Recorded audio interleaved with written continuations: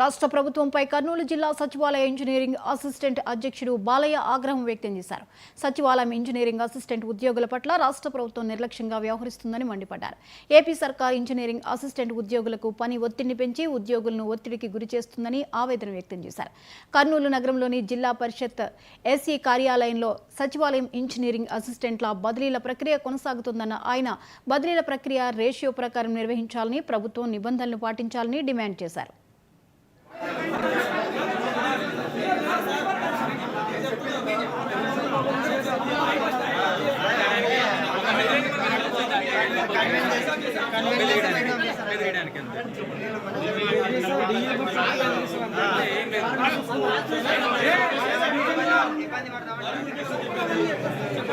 ఈ rationalization process అనేది జరగాలి. First of all rationalization process జరగాలంటే మేము ఫస్ట్ ఏమన్నామంటే మా ఇంజనీరింగ్ అసిస్టెంట్స్ దగ్గర స్టేట్ వైడ్గా 8,000 మంది ఉన్నాం, 8 లక్షల మంది ఉన్నాం.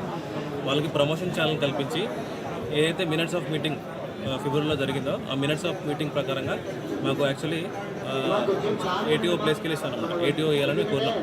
కానీ ఏం రేషనలైజేషన్ ప్రాసెస్ జరగకుండానే మేము అడిగిన డిమాండ్స్ని ఇవ్వకుండానే జేటీఓ రీటైజింగ్ చేయకుండానే ఈ రేషనలైజేషన్ ప్రాసెస్ స్టార్ట్ చేశారు. సో ఇది మాకు సచివాలయం సిబ్బంది, ఎస్పెషల్లీ ఇంజనీరింగ్ అసిస్టెంట్స్కి అయితే మేమైతే చాలా బాధాకరం. మేము చాలా హట్ అవుతున్నాము. అన్ని డిపార్ట్మెంట్ ప్రమోషన్ ఛానల్ అన్ని సచివాలయంలో ఉన్న అన్ని వ్యవస్థల్లో అన్ని డిపార్ట్మెంట్స్కి ప్రమోషన్ ఛానల్ ఇస్తారు.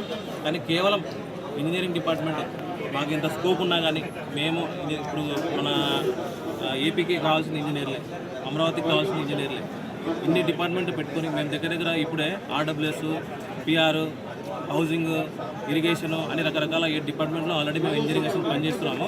కానీ ఇప్పుడు ఈ రేషనలైజేషన్ వల్ల ఇప్పుడు ఒక గ్రామానికి పనిచేసే వాళ్ళము, ఒక సచివాలయానికి పనిచేసే వాళ్ళము, ఈ రేషనలైజేషన్ వల్ల మేము 3 గ్రామాలకు పనిచేయాల్సి వస్తుంది. సో పని ఒత్తిడి, పని భారం ఎక్కువవుతుంది.